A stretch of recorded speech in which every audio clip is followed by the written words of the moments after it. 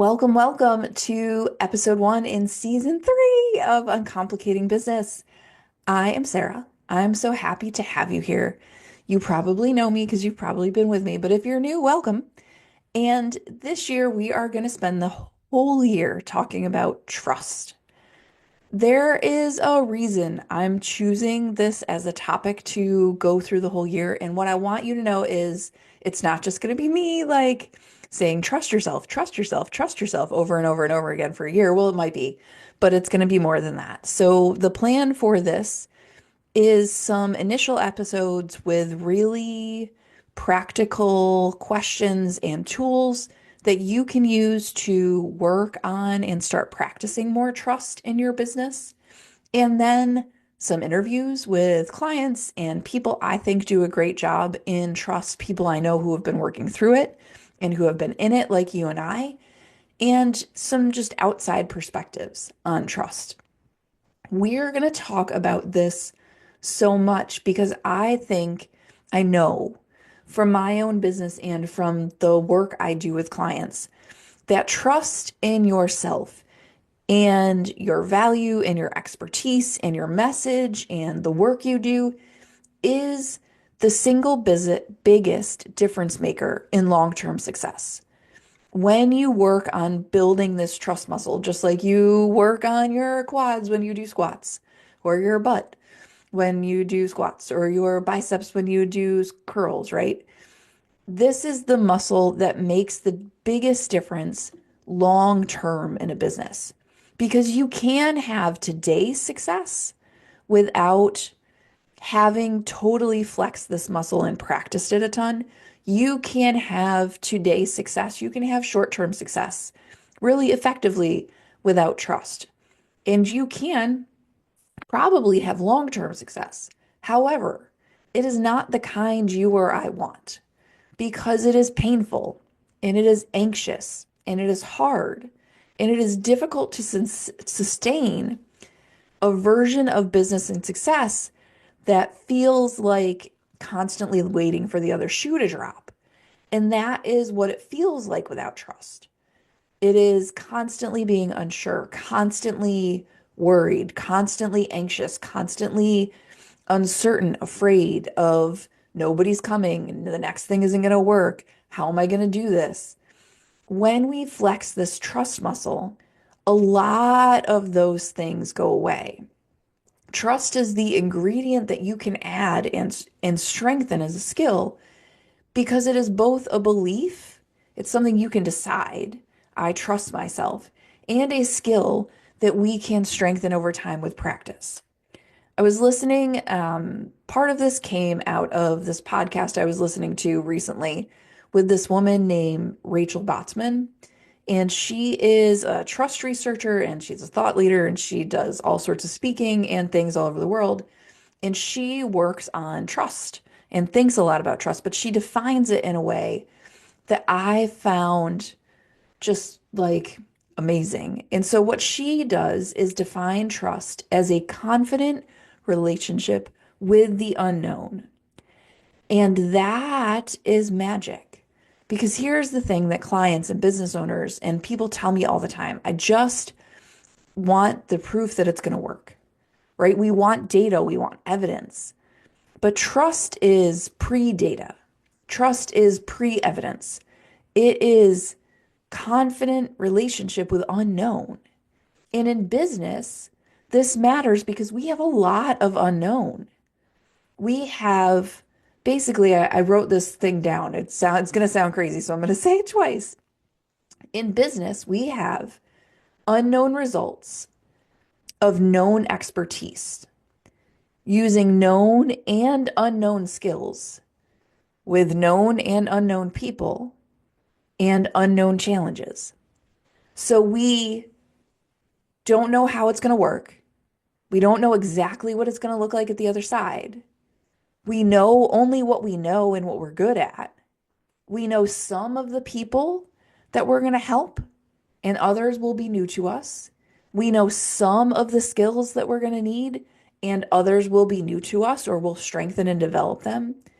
And we don't know the challenges that are going to come along the way because we're new, because we're learning as we go. just like we are in parenting or business or wherever else. In parenting, we don't get much of a choice, so people just kind of suck it up and do it. But in business, we chose to be here, so it's like, oh man, did I lose my mind? Tolerating unknown is a huge deal.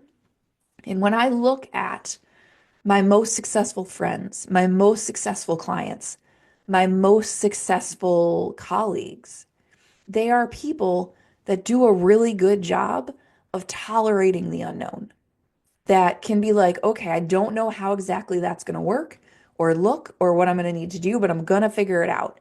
And they trust that they're going to figure it out, that they're going to know what to do, that they're going to know how to continue forward. Trust is about believing you will have success, even when the path and the result of the exact plan is unknown. And listen, I have a teaching degree.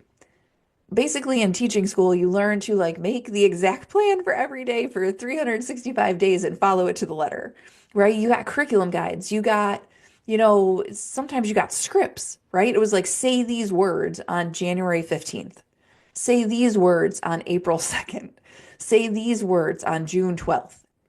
And the scriptedness and the plannedness of it is really comforting for so many of us.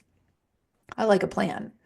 But I also know that in business, in parenting, in life in general, the exact path and how it's really going to look isn't able to be scripted or planned like that. Maybe I'm going to a conference in April and I know where I'll be on April 4th, but I don't know what's going to be happening when I get there. I don't know what the weather's going to be like. I don't know who I'm going to meet. I don't know if it's going to work for my business. I don't know any of that. But I have to be able to tolerate the unknown to go to the conference, right? Without trust, I was thinking about this and I started making a list. Without trust, what we get are all the greatest, what I think of as the greatest hits of business time sucks, right? Like we get imposter syndrome is a result of not trust in your value, right? Not trust in your expertise. We get shiny object syndrome, not trusting your path and that you're going to figure it out and that the way you're doing it is right. The questioning, the like, is this good enough? Is this the way you're supposed to say it? Is this the way it's supposed to be done? How should I do it? What should it look like? How is she doing it? The comparison, lack of trust, the stopping and the restarting. It's like I started, I didn't trust that it was going to work. I stopped. I started, I tried again. I didn't trust that I was doing it right. I stopped. Perfectionism is about trust, right? It is about, do I trust that even if I'm not perfect, if I don't do it perfectly, it's still going to work out? When I started making this list, I was like, whoa, how all these things come back to the same place. One of the ones I am super good at is deflection, right? Receiving help, asking for help. One of the things that can happen, teachers, great at this, business owners, great at this, moms, great at this. It's like, nope, I got it. I'm going to figure it out. I'm going to work double and do as much as I can. Like I was talking with a client yesterday. She was like, I will have this done for you next week. We will talk about it then. And I looked at her and I said, you know what? I love you. I would love to talk to you about this next week. And if the cost of that is your sleep and your ability to spend time in yoga and practice like you'd like, it's not a trade I'm willing to make. Don't make that trade for me. And she was like, oh, right? She was going to work extra to do this thing. That wasn't what she needed. She needs to continue to work forward for sure and also take care of herself, right? She was going to deflect taking care of her in an effort to do this next thing. Uncertainty is just the nature of without trust, right? Of not being certain what you're going to do next versus being okay with the unknown and knowing you're worthy of trust anyways. This is a worthiness thing. All of these reasons, all of these things are the reason that we're going to talk about trust forever, basically, all year long. And the other thing about this that I think is really important to note is that trust is multifaceted. There are lots of versions and faces of trust. There are lots of areas of your life and your business in which you can work on trust, where, you know, you trust yourself in this version, but not that version. That's actually the next episode. So we're going to talk about that next. So stay tuned. That's coming. Before we go, though, I think it would be really useful for you to just think a little bit about trust and the unknown for yourself right now. So, the questions I would pose to you, and these are in the transcript if you want them. So, just make sure if you want to pop over in your podcast app, if you grab the transcript and scroll to the bottom, these will be in the transcript. How do you feel right now about the unknown? Either in maybe in general, in your business, when it comes to money, when it comes to success, when it comes to plans, right? What's your relationship with the unknown? Where is it confident? Where is it not? What are your current thoughts about whether or not you trust yourself? Do you believe that you are worthy of trust? Do you believe that? I don't care what anybody else has told you.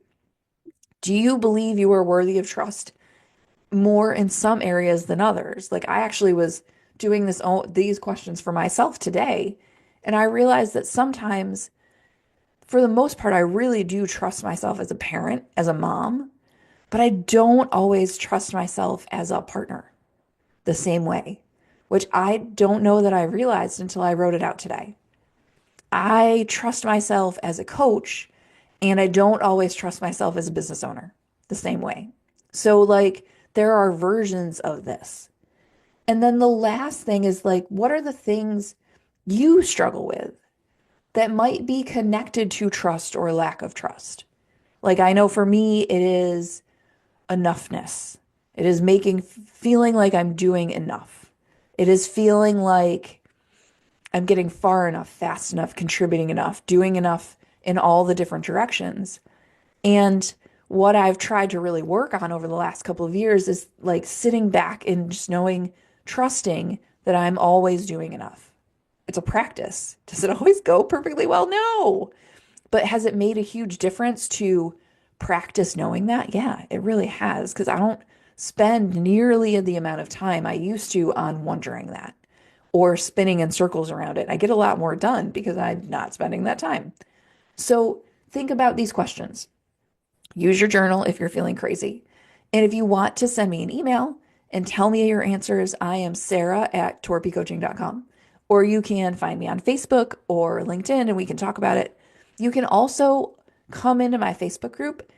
It's called Uncomplicating Business for Teachers, Helpers, and Givers, like this podcast.